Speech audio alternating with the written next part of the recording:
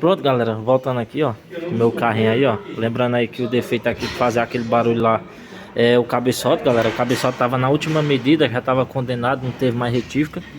Aí, ó, coloquei um cabeçote novo, originalzinho aí, ó. Peguei um zerado aí, beleza?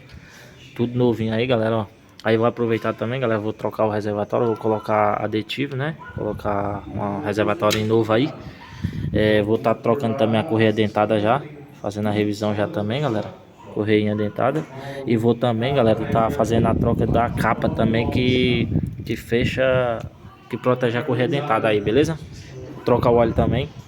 E é isso aí, galera. Quando tiver finalizado o carro funcionando perfeito, aí eu volto a gravar outro vídeo para mostrar para vocês aí. Mas graças a Deus já encontrou o defeito.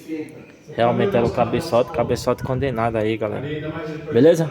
Então é isso aí, essa galera massa aí que comentou aí nos vídeos aí, que falou que era cabeçote aí. Deixar aquele abraço aí. E outros que comentaram aí, deram a atenção aí também. Só tenho a agradecer aí, beleza? É nóis aí. Curte, compartilha, tamo junto. Chama!